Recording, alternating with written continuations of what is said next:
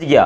बाबर का घंटा पूरी दुनिया में बजाया बजाया, लेकिन पाकिस्तान में जिस तरीके से बाबर का घंटा बजाया जा रहा है, मैच फिक्सिंग के इल्जामात बाबर आजम के ऊपर लगे हैं और कितने फीसद तक सच हैं। कौन सा वो पाकिस्तान का शायद सबसे बड़ा जर्नलिस्ट है, ऑफिशियल मीडिया जर्नलिस्ट है पाकिस्तान का, जो कि बहुत बड़ा है और मेरे ख्याल से पाकिस्तान के one of the biggest journalist में उसका नाम आता है। उसने बाबर आजम के ऊपर साफ साफ मैच फिक्सिंग के इल्जामात लगाए हैं, स्पॉट फिक्सिंग के इल्जामात लगाए हैं और प्रूफ के साथ, मतलब जो वजहें बताई हैं उसको भी अगर कोई नॉर्मल बंदा सुनेगा तो वो इग्नोर नहीं कर पाएगा कि यार इसकी बातों में सच्चाई हो सकती है। वैसे खैर, क्यों आखिर बाबर के ऊपर इल्जामात लगे हैं, इन सब चीजों के ऊपर डिटेल में बात करते हैं। लेकिन अभी तक आपने चैनल सब्सक्राइब नहीं किया तो सब्सक्राइब कीजिए और बेल आइकन दबाइए। देखिए, आपका सब्सक्राइब जो है बहुत मोटिवेट करता है। हमारे बाबर आजम साहब, यार देखो, जब आप वो क्या कहते हैं भीख का कटोरा लेके पूरी दुनिया के सामने जाते हो हैं और कहते हो हमें 2 पॉइंट दे दो, हमें 1 मैच जिता दो, हमें ये मैच कर दो, वो मैच कर दो, और पूरी दुनिया आपको लात मार के बाहर निकालती है, तो फिर आपके अपने भी आपको घर से बाहर निकालते हैं। और आज यही हुआ है यहां पर बाबर आजम के साथ। आज बाबर आजम, हारिस रऊफ, शादाब खान,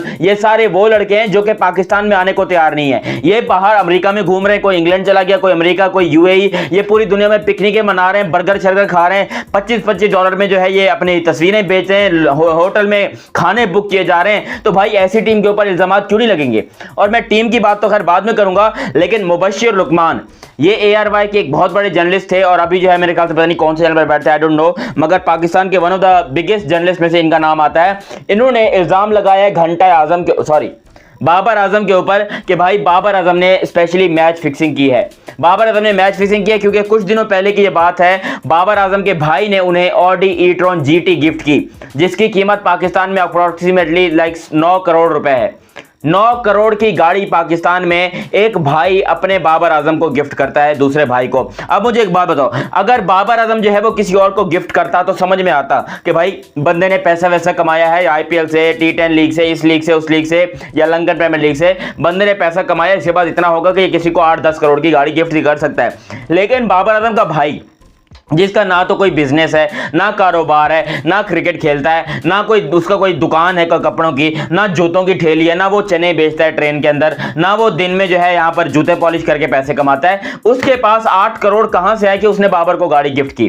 देखो, ये एक ऐसा क्वेश्चन मार्क है जिसका जवाब हर किसी को चाहिए और मेरे पास इस बात का जवाब ये है। देखो, बाबर एक काम कर सकता है कि उसने शायद फैमिली को पैसे दिए हो तो एक अलग चीज है, मगर लाहौरियों को मैं जानता, लाहौरी अपने बाप के सगे, मतलब क्या मतलब यहाँ पर बातें निकल रही हैं यार, लाहौरी जो होते हैं वो किसी को पैसा नहीं देते। लेकिन जो बाबर के भाई ने और बाबर की फैमिली ने मिलकर जो बाबर आजम को Audi e-tron गिफ्ट की, Audi e-tron GT, जो कि मुझे नहीं पता कि इंडिया में उसकी क्या कीमत है, मगर पाकिस्तान में 8 करोड़ रुपए की तकरीबन वो गाड़ी है। अगर आप उसको सबसे लोअर वेरिएंट भी देखते हो तो वो गाड़ी जब बाबर आजम को गिफ्ट की जाती है, जो कि आज से 1 साल पहले हुई थी, मेरे ख्याल से व्हाइट रंग की Audi e-tron GT थी। बाबर आजम जो है वो बड़े नजर आ रहे थे, खुश नजर आ रहे थे, बड़े, उस टाइम पर कोई बात नहीं हुई क्योंकि उस टाइम पर बाबर की फॉर्म लगी हुई थी, बाबर अच्छे रन भी स्कोर कर रहा था, बाबर की फॉर्म भी लगी हुई थी, सब कुछ था। अच्छा, फिर अब मुबश्शिर लुकमान साहब कहते हैं कि ये Audi इसको गिफ्ट हुई है आयरलैंड, नेदरलैंड, हालांकि नेदरलैंड से पाकिस्तान नहीं हारा, लेकिन नेदरलैंड का भी नाम लिया घटिया जर्नलिस्ट ने। नेदरलैंड, अफगानिस्तान, USA, ये इन टीमों से हारने के लिए आपको दी जाती है और ये सामने वाली टीम नहीं देती, ये आपको देते हैं बुकीज।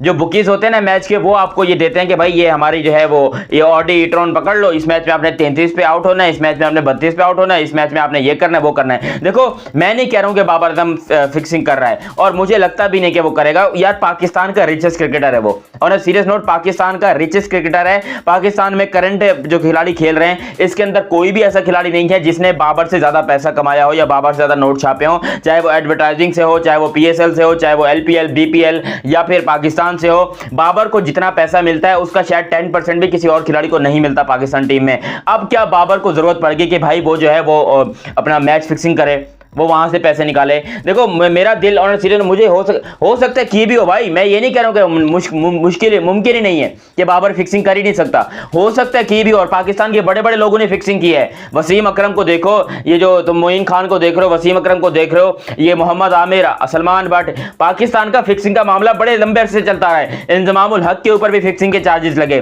भाई यहाँ पर पाकिस्तान में फिक्सिंग का कीड़ा जो है ये आज से नहीं, पिछले कई सालों से है।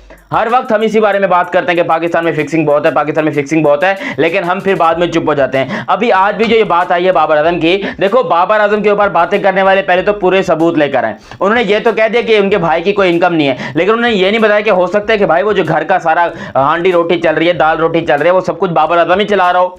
है। बाबर मैच खेल रहा है, उसके बाप के अकाउंट, अब हार्दिक पांड्या जो हैं, मुझे एक बात बताओ, वो अपनी माँ के अकाउंट में सारा पैसा डालते हैं, वो सब कुछ जमीन जायदाद अपनी माँ के नाम करके बैठे हैं, क्या बाबर कुछ नहीं करेगा?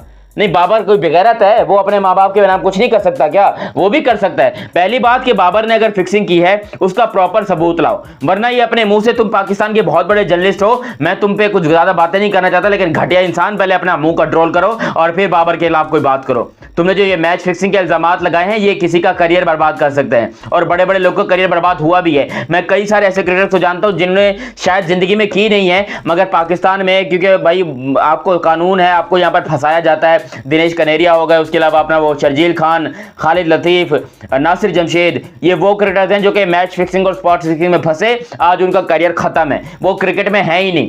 क्यों नहीं है? क्योंकि भाई उनके पास ऐसे इल्जामात लगे, और कोई कोई तो ऐसे होते हैं कि सिर्फ इल्जामात लगने पे क्रिकेट छोड़ देते हैं कि भाई क्रिकेट में इतना नाम कमाया, उसके बाद ये हम देख रहे हैं कि पूरी दुनिया के 2 टके के जर्नलिस्ट मिलकर हमको पेल रहे हैं कि भाई इसने मैच फिक्सिंग की है। तो बाबर का दिल टूट सकता है, बाबर पाकिस्तान को छोड़ सकता है, लेकिन मुझे नहीं लगता कि छोड़ेगा, क्योंकि पैसों की जरूरत तो खैर बाबर को भी है। भले ही इसने दुनिया का सबसे ज्यादा पैसा कमाया, लेकिन लाहौरियों की पैसों की हवस कभी जाती नहीं है। ये जो लाहौरी है ना, यकीन करो पैसे को बस कहते हैं कि भाई पैसा आना चाहिए, कुछ भी कर लो बस पैसा आना चाहिए, तो ये चीज गलत है। लाहौरियों जितने भी देख रहे हो, मैं आप लोग को इतना बता सकता हूं कि थोड़ा सा कंट्रोल करो अपने ऊपर, और बॉब्जी द किंग को भी बोलो कि इतनी महंगी महंगी कारें ना ले। पाकिस्तान में यहां पर आपको महंगी कार, महंगा घर, महंगी गाड़ी, ये सब कुछ जो है आपको नुकसान पहुंचाता है, और पाकिस्तान में महंगी गाड़ी लेना तो वैसे ही बहुत बड़ी बेवकूफी है। तो मेरे ख्याल से बाबर को बोलो कि वो कोई कल्टस वगैरह ले ले, नहीं तो वो स्विफ्ट ले ले, या फिर आप कह लो मैं उसके घर पे जो है मेहरान भिजवा देता हूं, सुजुकी मेहरान है, नहीं तो ऑल्टो भिजवा देंगे यार, कुछ ना कुछ कर देंगे, वैगनआर भिजवा देंगे, लेकिन बाबर को बोलो जो औकात है उसी के अंदर रहो। ये तुम ऑडी, ई-ट्रॉन, जीटी पाकिस्तान में लेके नहीं घूमो। हाँ, तुम इंग्लैंड में जाओ, इंग्लैंड में खरीदो, यूएसए में खरीदो, यूएई में खरीदो, वहां तुम लैम्बोर्गिनी खरीदो, जो मर्जी खरीदो, लेकिन तुम पाकिस्तान में हो, और पाकिस्तान में वैगनआर, ऑल्टो, सुजुकी, स्विफ्ट वगैरह, मेहरान वगैरह, इन सब में घूमो भाई। तुम अभी इतने बड़े नहीं हुए कि तुम ऑडी लेके घूमो और तुम पर कोई इल्जामात लगाए। यहाँ पर तो पाकिस्तान के लोगों ने क्या क्या कर दिया, पाकिस्तान को वर्ल्ड कप जितवाया, उन वो लोग अभी जेल में पड़े हुए हैं, तो ये बाबर क्या चीज़ है भाई।